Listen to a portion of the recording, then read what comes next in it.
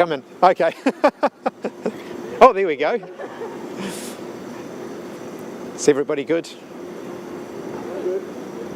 Everybody happy? All right. Well, kia ora everybody. Can I first of all acknowledge all those who have been affected by the severe weather that the lower North Island has been subjected to over the last 24 hours, particularly the around 23,000 homes at the moment who are coping without electricity. I know that the lines companies will be working around the clock to try and get people reconnected again. To those who are living in precarious situation, unsure what to do, follow the advice that's being provided by your local authorities. I think all New Zealanders are looking at this and thinking, goodness me, we're seeing all of these severe weather events that used to be 1 in 100 years, then they seem to be happening on a weekly basis. This is the reality that we face with climate change. We're going to see more extreme weather events. They are going to be more frequent, and we need to take this seriously. We need to do a lot more to combat climate change, because as long as we fail to combat climate change, these severe weather events are going to keep coming, and they're going to get worse. Even with good action on climate change, we also need to focus on building more resilience, adapting to the fact that the weather is going to be more unpredictable and we're going to see more severe weather events. The current government are in denial about both of those things.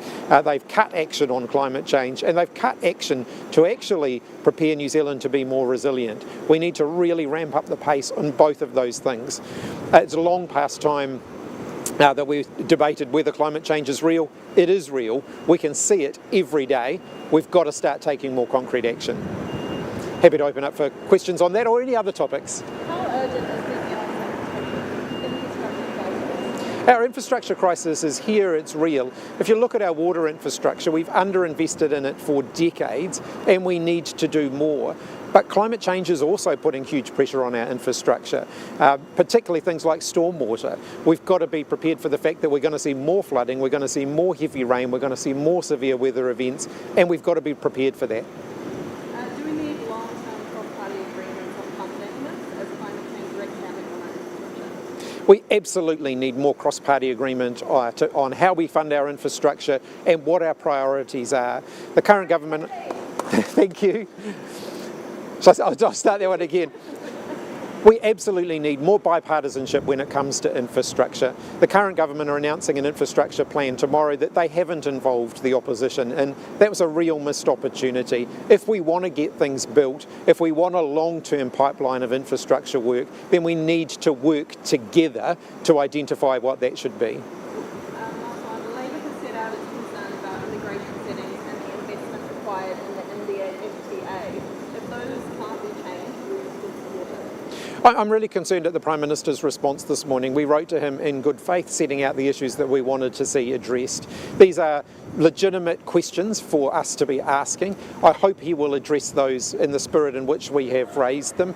I'm not going to play some sort of game of chicken with New Zealand's international reputation when it comes to trade. I'm saying that we want to work together to find a way forward. Do you think he's taken your support for granted? The fact that the Prime Minister did not involve us in any way in these negotiations, despite knowing that he didn't have his own government behind him, shows that he's being very cavalier when it comes to New Zealand's reputation as a reliable partner in international trade. What do you make of the fact that Todd McClay has kind of pivoted in terms of one of the clauses regarding those? New Zealand first was saying, it could sprawl out to 20,000. Now he's saying that Eric Stanford's not going to do that, and it will only be 5,000 people who can't bring family members. What do you make of the back and forth there? Todd McClay's interpretation of the agreement seems to change every time he does an interview. That's not going to inspire confidence. One of the difficulties that we have as the opposition, being asked to support this, is that the government's position on what's in the deal seems to keep changing, and we need to really understand that before we agree to support it. I do apologise. Yeah, it's all right, fire away. And I'm sorry if you have to repeat this, but what was when Labour did the UK and the EU deals, at what stage did you open up to the opposition, and did you show them the cabinet papers and papers? There was a difference here in that we had a majority in Parliament for that deal. So Labour was able to secure the numbers to pass the deal without the opposition, but we still involved them in it, probably in a similar time frame to the one that they have involved us. But the difference here is that they need our support, and for this deal to really be delivered for New Zealand, they need to be much more constructive than they have been. When did you show them, or when did the Labour government show them the advice behind this? Did you show them the advice behind the UK or the EU at all? Well, of course, by the time it came to passing the legislation through the House, they themselves were the government, so they had access to all of the advice. So is the difference here just that you feel uncomfortable because you have to put your support behind this? Because, otherwise it does kind of sound like total disagreement. They've had 2 years of negotiating this deal. They've seen all of the advice. We're simply asking to see all of the advice that they have relied on in negotiating that. Winston Peters has seen all of that advice and says that it's a bad deal. I think we've got a responsibility to do some due diligence. I don't accept everything Winston Peters says at face value, but we do have a responsibility to do some due diligence there. Will climate change be a priority for Labour as a solution? Climate change should always be a priority. Climate change is a cost of living issue, it's a health issue, it's a housing issue, it's a major issue for New Zealand. And how will Labour be campaigning on that over this? Oh, I think I've just given you a bit of a clue on that. Climate change is a cost of living issue. It is a health issue, it's a housing issue, it's an issue that's affecting New Zealanders every day. And so we need to make sure we're addressing those underlying causes of climate change, which are actually causing hardship for New Zealand families. Is there policies in the pipeline for Labour, and when will they be announced? There are two things we've got to do around climate change. We've got to make sure that we're mitigating climate change, so we're stopping things from getting exponentially worse. But we've also got to adapt. So we've got to invest in the resilience of the country as we see more severe weather events happening more frequently. Do you think that the government is efficient? Would you like to see cutbacks to the public service? All right, so David Seymour's speech yesterday. There's always opportunities for the public sector to operate more effectively, but we've also seen that David Seymour's approach of having fewer government departments and mega ministries doesn't necessarily make government more efficient. David Seymour himself has been responsible for a proliferation of ministerial portfolios and a proliferation of government departments, so it's a bit rich for him to be now saying that that was a bad thing. We have a firearms minister now. That was at the request of the ACT Party. We have a regulations minister. That was at the request of the ACT Party. Those are new jobs that were created to keep David Seymour happy. What is the best way to make the government more efficient? We've got to focus on being really clear on the outcomes that we want government departments to achieve. There is actually too much focus on constantly restructuring government departments. That's expensive, it distracts people from the work that we need them to be doing, and ultimately it doesn't improve the outcomes that New Zealanders can see from their public services. Would you think that the Ministry of Insert, I can't remember the cities. Oh yeah, that one. Yeah. If Labour were to get in November, after November, are you happy with the way that's the trajectory of that? It's supposed to be fully operational by July. RMA reform, local government reform. Would you be happy to just keep that going? I think Chris Bishop is going to repeat all of the problems that MB has faced. So the Ministry for Business, Innovation and Employment has become a very big, very complex government department that isn't necessarily delivering the outcomes we need from the public service. He's now replicating that in another government department.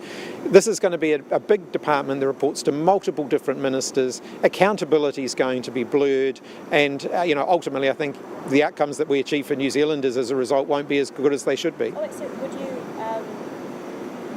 disband it? We'll set out a plan closer to the election on that, but I don't want to do structural reform for the sake of structural reform. It's hugely disruptive, and we've had so much of that over the last couple of decades. Just back to the questions about infrastructure, because Yeah. you talked a bit about how the government was saying it's not involved you in this process. The 30-year plan was put up by the Infrastructure Commission a while ago, and the final plan is still to come. Between the initial plan being announced to when the plan will be fully revealed tomorrow, what conversations conversations have been had? Very few. So the Infrastructure Commission did involve the Labour Party. There was a lot of dialogue there. They were briefing us on their work. We're broadly supportive of their report. Then the government's response, which I understand they're releasing tomorrow, is not something we've been involved with. Karen McAnulty, as our spokesperson, offered to Chris Bishop that we would happily sit down with them and identify the projects that we would support. That would give people a lot of certainty because they would then know, well, if Labour and National support it, it's probably going to go ahead. Chris Bishop said it was a good idea and has made no effort to actually do it. So do you feel like it's a scenario where the government is announcing projects and then they're just hoping that you will support and go along and then say that's my policy? The national government's approach seems to be to tell people what they're going to do and demand the opposition support it in the name of bipartisanship. That's not bipartisanship. If we want to get more long-term stability, then actually the parties in Parliament need to work together, and that involves some discussion and some compromise. This current government have been unwilling to compromise on anything. Supporting that state of origin match announced, that comes from a one-off $70 million fund. Wayne Brown wants to not go midnight levy. Do you have any thoughts on that debate? I think more major events will be good for New Zealand, including good for Auckland. We do need a major events pipeline, particularly for Auckland, because it's important for the tourism and hospitality sector, it's important for the Auckland economy. Events like the America's Cup, for example, brought a lot to Auckland. They brought a lot of investment in Auckland, and that was a really, really positive thing. So do we want to see more of that? Yes, we do. How do we fund that in the longer term? I think we do need to have a good conversation between central and local government about how we fund that on an ongoing basis, and we should leave the options on the table. Would Labour be open to a new name? I'm leaving that option on the table as something that we would talk to the Auckland Council about.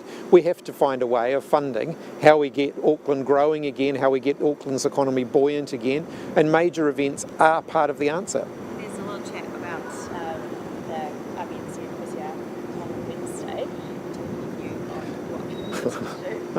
I think, unlike the current government, I'll preserve the independence of the Reserve Bank. They make those decisions independently, but they've got a tough job because while Nicola Willis talks a big game on economic growth and tackling inflation, she's actually doing the opposite. She's shrinking the economy and delivering higher inflation because of the decisions that the government have taken.